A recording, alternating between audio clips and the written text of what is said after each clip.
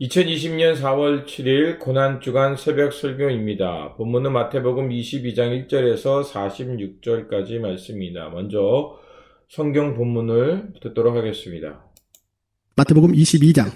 예수께서 다시 비유로 대답하여 이르시되 천국은 마치 자기 아들을 위하여 혼인잔치를 베푼 어떤 임금과 같으니 그 종들을 보내어 그 청한 사람들을 혼인잔치에 오라 하였더니 오기를 싫어하거늘 다시 다른 종들을 보내며 이르되 청한 사람들에게 이르기를 내가 오찬을 준비하되 나의 소와 살찐 짐승을 잡고 모든 것을 갖추었으니 혼인잔치에 오소서 하라 하였더니 그들이 돌아보지도 않고 한 사람은 자기 밭으로 한 사람은 자기 사업하러 가고 그 남은 자들은 종들을 잡아 모욕하고 죽이니 임금이 노하여 군대를 보내어 그 살인한 자들을 진멸하고 그 동네를 불사르고 이에 종들에게 이르되 혼인잔치는 준비되었으나 청한 사람들은 합당하지 아니하니 내 거리 길에 가서 사람을 만나는 대로 혼인잔치에 청하여 오라 한데 종들이 길에 나가 악한 자나 선한 자나 만나는 대로 모두 데려오니 혼인잔치에 손님들이 가득한지라. 임금이 손님들을 보러 들어올세 거기서 예복을 입지 않은 한 사람을 보고 이르되 친구여 어찌하여 예복을 입지 않고 여기 들어왔느냐 하니 그가 아무 말도 못하거늘 임금이 사원들에게 말하되 그 손발을 묶어 바깥 어두운 데에 내던지라. 거기서 슬피 울며 이를 갈게 되리라 하니라. 청함을 받은 자는 많되 택함을 입은 자는 적으니라. 이에 바리새인들이 가서 어떻게 하면 예수를 말의 올무에 걸리게 할까 상의하고 자기 제자들을 헤롯 당원들과 함께 예수께 보내어 말하되 선생님이여 우리가 아노니 당신은 참되시고 진리로 하나님의 도를 가르치시며 아무도 꺼리는 일이 없으시니 이는 사람을 외모로 보지 아니하심이니이다. 그러면 당신의 생각에는 어떠한지 우리에게 이르소서. 가이사에게 세금을 바치는 것이 옳으니이까 옳지 아니하니이까 하니 예수께서 그들의 악함을 아시고 이르시되 외식하는 자들아 어찌하여 나를 시험하느냐. 세금 낼 돈을 내게 보이라 하시니 데나리온 하나를 가져왔거늘 예수께서 말씀하시되 이 형상과 이 글이 누구의 것이냐. 이르되 가이사의 것이니이다. 이에 이르시되 그런즉 가이사의 것은 가이사에게 하나님의 것은 하나님께 바치라 하시니 그들이 이 말씀을 듣고 놀랍게 여겨 예수를 떠나가니라. 부활이 없다 하는 사두개인들이 그날 예수께 와서 물어 이르되 선생님이여 모세가 일렀으되 사람이 만일 자식이 없이 죽으면 그 동생이 그 아내에게 장가들어 형을 위하여 상속자를 세울지니라 하였나이다. 우리 중에 7형제가 있었는데 마지가 장가들었다가 죽어 상속자가 없으므로 그 아내를 그 동생에게 물려주고 그 둘째와 셋째로 7째까지 그렇게 하다가 최후에 그 여자도 죽었나이다. 그런즉 그들이 다 그를 취하였으니 부활 때 7 중에 누구의 아내가 되리이까. 예수께서 대답하여 이르시되 너희가 성경도 하나님의 능력도 알지 못하는 거로 오해하였도다. 부활 때에는 장가도 아니가고 시집도 아니가고 하늘에 있는 천사들과 같으니라. 죽은 자의 부활을 논할진대 하나님이 너희에게 말씀하신 바 나는 아브라함의 하나님이요 이삭의 하나님이요 야곱의 하나님이로라 하신 것을 읽어보지 못하였느냐. 하나님은 죽은 자의 하나님이 아니요 살아있는 자의 하나님이시니라 하시니 우리가 듣고 그의 가르치심에 놀라더라.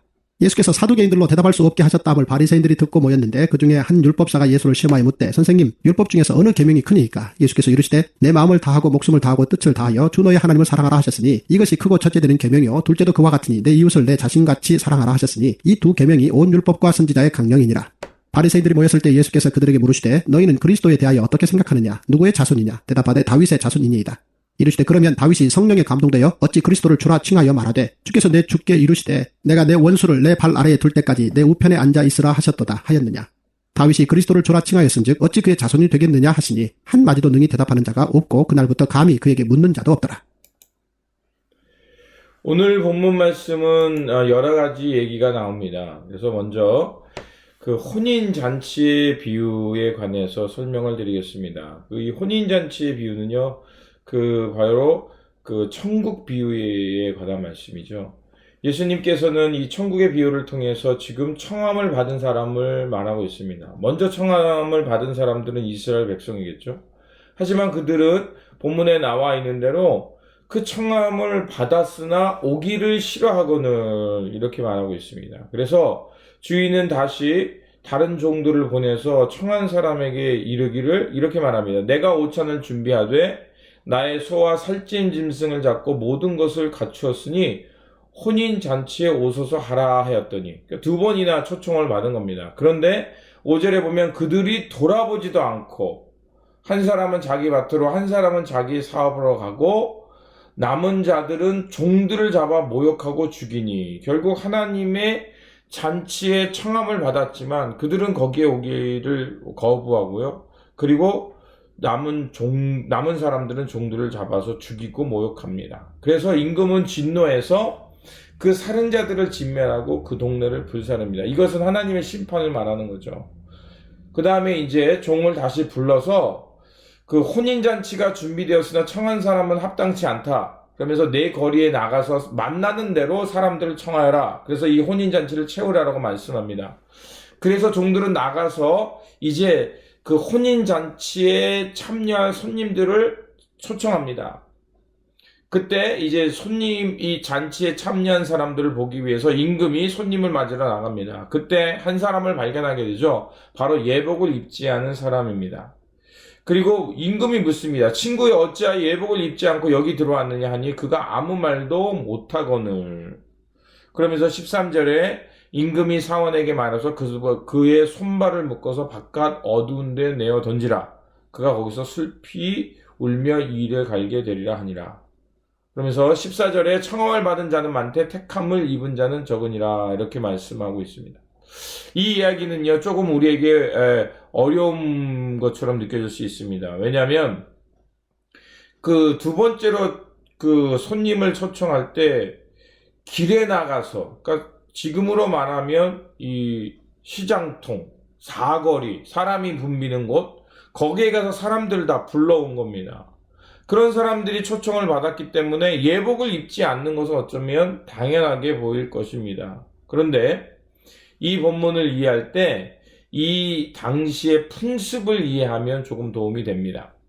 임금이나 혹은 그 혼인잔치를 배설하는 사람들이 손님을 초청할 때 먼 거리에서 오는 사람들을 위해서 혹은 이 예복을 준비하지 못한 사람들을 위해서 그 잔치를 들어오는 입구에 예복을 준비해 놓는다고 합니다. 그러니까 내가 예복을 준비하지 못하고 혼인잔치에 왔어도 그 격에 맞는 잔치에 참석할 수 있도록 옷을 입을 수 있도록 주인은 준비해 놓는다는 거죠. 그래서 그 옷을 입고 들어가서 그 잔치에 참여하면 됩니다. 그런데 여기에 나와 있는 대로 그 친구는, 그러니까 임금이 손님에게 친구라고 하죠. 그러면서 왜 예복을 입지 않았느냐라고 말합니다. 그 얘기는 내가 이렇게 준비해 놓았는데도 왜 그것을 입지 않고 이 초청에 맞는 일을 행하지 않고 그냥 왔냐는 겁니다. 여기서 예복을 준비하지 않았느냐는 것은 이거죠. 하나님 나라에 합당한 열매로 볼 수 있죠. 21장에서 바로 그 무화과 나무 비유를 통해서 우리가 본 것처럼 결국 하나님 나라의 초청을 받았지만 우리에게 주어지는 책임이 있다는 겁니다. 그것은 바로 예복을 입는 것. 하나님 나라에 합당한 열매를 맺으며 살아가야 된다는 것이죠. 그러면 하나님 나라의 초청을 받은 우리에게 합당한 예복은 무엇이겠습니까? 바로 회개하고 돌이켜서 하나님 나라의 삶을 살아가는 것을 말합니다. 그래서 우리가 하나님의 초청 가운데 합당한 삶을, 하나님 나라의 삶을, 천국의 삶을 오늘 우리가 이 땅에서 살아야 한다는 겁니다. 그래서 주님께서 다시 한번 말하죠. 청함을 받은 자는 많되 택함을 입은 자는 적다. 하나님 나라의 모든 사람들이 초청을 받았습니다. 그러니까 예수 그리스도께서 이 땅에 오셔서 이제 십자가를 지심으로 그 십자가의 은총은 모든 인류에게 보편적으로 열려 있는 겁니다. 구원의 길은 열려 있습니다. 그런데 그 구원의 길에 초청을 받았지만 택해서 돌이켜서 하나님 나라의 삶을 살아가는 자는 적다는 것입니다. 우리가 찬송 중에 옛 찬송가 253장인가 그렇습니다. 그 구원으로 들어가는 문은 좁은 문이다. 좁은 문이라는 것은 뭐냐? 하나님께서 좁게 문을 만들어서 조금만 들어오게 했다는 게 아니라 하나님 나라에 큰 초청이 있지만 그 하나님 나라의 길을 향해서 가는 무리가 적다는 것을 말합니다. 일종의 하나님의 안타까움이죠. 하나님은 인류를 구원하기에 이 땅에 오셨지만 그 구원받은 백성들은 하나님 나라에 살아가는 사람들의 수는 적다는 것입니다. 저와 여러분이 오늘 이 땅 가운데 살아가는데 여러분 하나님 나라를 살아야 될 줄 믿습니다. 하나님 나라에 산다는 것은 내가 하나님의 택함 받은 백성, 하나님의 거룩한 백성, 구별된 백성, 하나님께서 나를 향해 생명의 길을 열어주신 그 길에 들어간 백성이라는 그 자부심을 가지고 오늘도 저와 여러분이 이 하나님 나라를 살아가시길 주님의 이름으로 축원드립니다. 우리는 하나님 나라의 주인공이 될 줄 믿습니다. 하나님의 특별한 택함을 받았다는 것은 내가 특권을 유지고 내가 어떤 일을 해도 괜찮다는 게 아니라 하나님의 이 특권, 먼저 부름 받은 자로서 이 하나님 나라에 합당한 삶, 그래서 하나님의 기쁨이 되는 삶을 살아야 될 줄 믿습니다. 두 번째로 바리새인들이 예수님께 찾아옵니다. 근데 찾아온 이유가 진리를 알고 싶어서가 아니라 예수님을 올무에 걸리게 하려고 찾아왔습니다. 그러면서 이렇게 말하죠. 우리가 이제 그 세금을 바치는 것이 옳습니까? 옳지 않습니까? 이렇게 말합니다. 그때 주님께서 이렇게 말씀하시죠. 가이사의 것은 가이사에게, 하나님의 것은 하나님에게.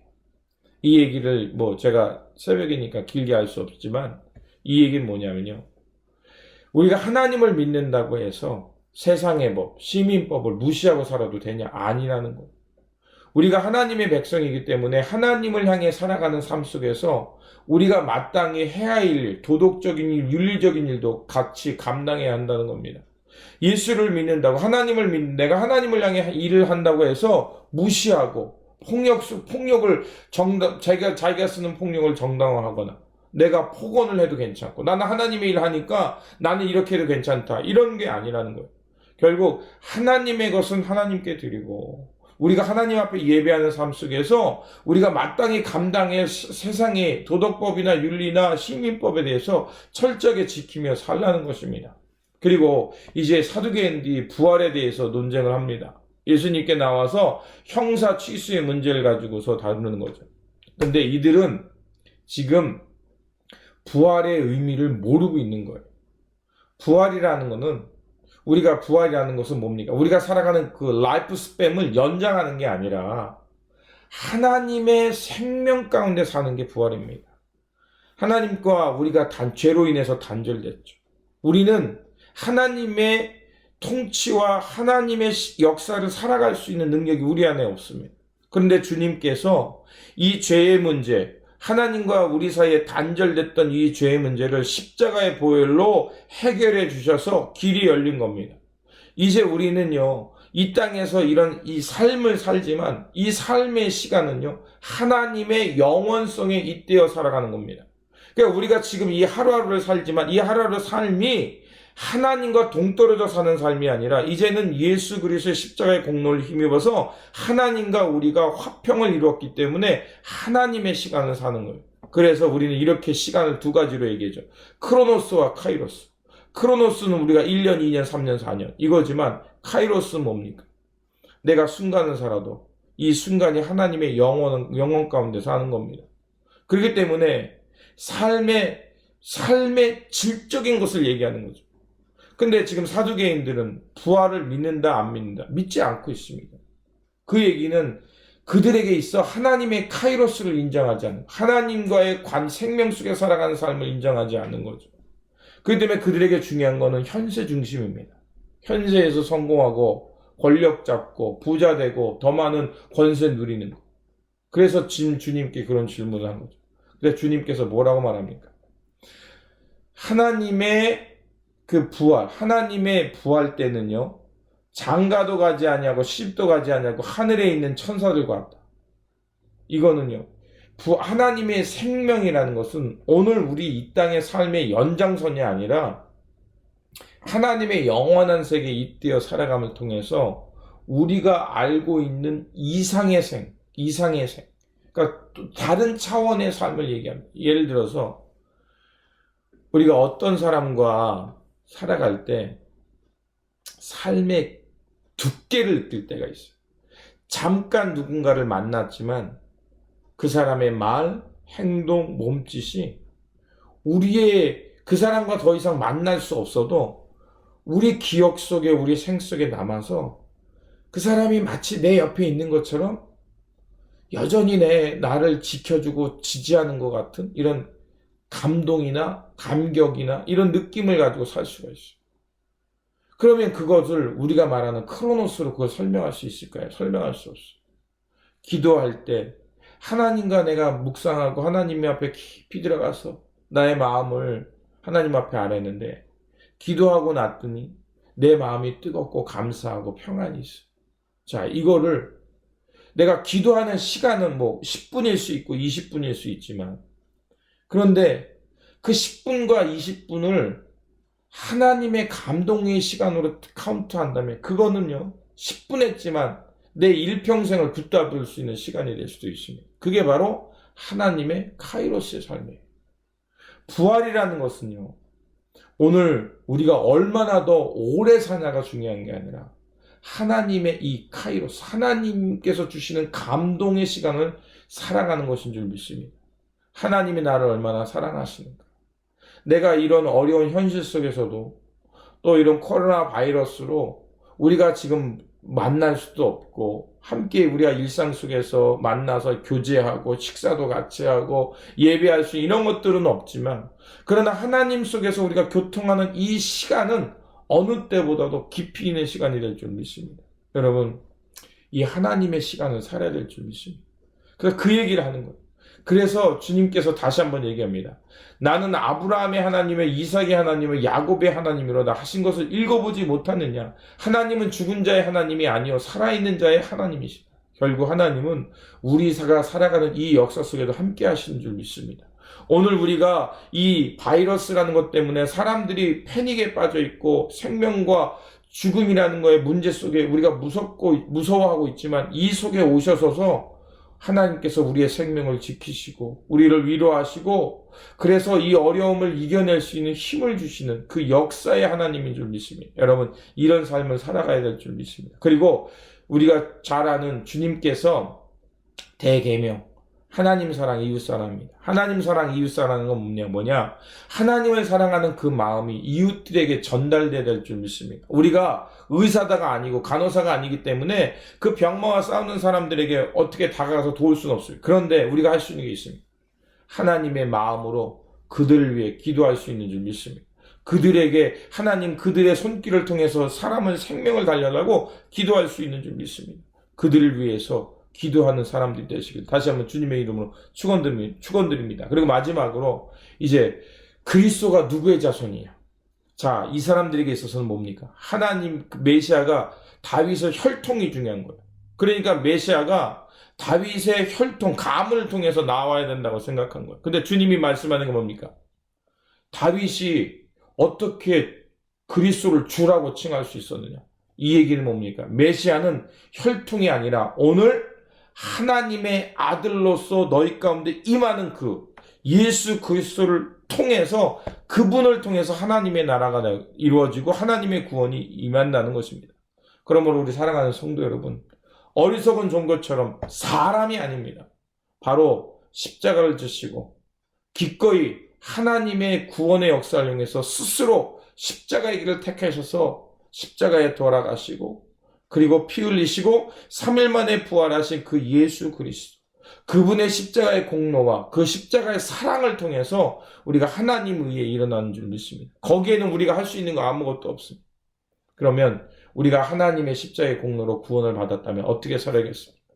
하나님 나라에 합당한 삶, 예복을 준비하는 삶, 하나님을 사랑하는 그 마음이 오늘 일상 속에서 내 이웃들에게 증거되는 삶, 이런 삶으로 부활의 삶, 하나님 나라의 삶을 오늘 일상 속에서 살아가시길 다시 한번 주님의 이름으로 축원드립니다. 그 삶이 오늘 예수 그리스도를 통해서 우리 가운데 들어오고 그 사랑이 오늘 이웃의 사랑, 이웃들에게 그 사랑이 전해지는 것이 부활이요 하나님 나라의 삶이요 초청받은 주인공의 삶인 줄 믿습니다. 이러한 삶이 되시기를 다시 한번 주님의 이름으로 축원드립니다. 기도하겠습니다. 좋으신 아버지 하나님 감사를 드립니다. 우리를 불러주시고 하나님 나라의 삶으로 초청하여 주신 것 감사합니다. 우리가 초청받았사오니 이 초청에 합당한 삶을 살게 하여 주시옵소서. 그래서 오늘 우리가 살아가는 일상 속에 하나님의 생명으로 살아가길 원합니다. 하나님의 카이로스의 삶을 살아가길 원합니다. 그래서 하나님이 원하시는 그 천국의 삶을, 그 복된 삶을 오늘 일상 속에서 실현하게 하시고 그것이 하나님 사랑, 이웃 사랑인 것을 깨닫고 살아가는 저희들 되게 하여 주시옵소서. 오직 이 구원의 길을 여신 분은 예수 그리스도입니다. 사람의 것, 형상의 것, 눈에 보이는 것이 아니라 바로 십자가를 짊어지시고 골고다에 가신 예수 그리스도, 그 주님을 묵상하면서 그 주님과 함께 주님 나라의 삶, 하나님 나라의 삶을 살아가는 저희들 되게 하여 주시옵소서. 예수 그리스도 이름으로 기도드립니다. 아멘.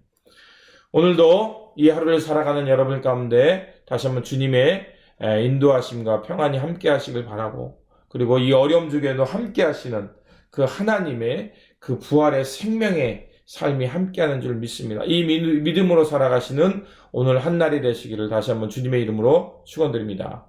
아멘.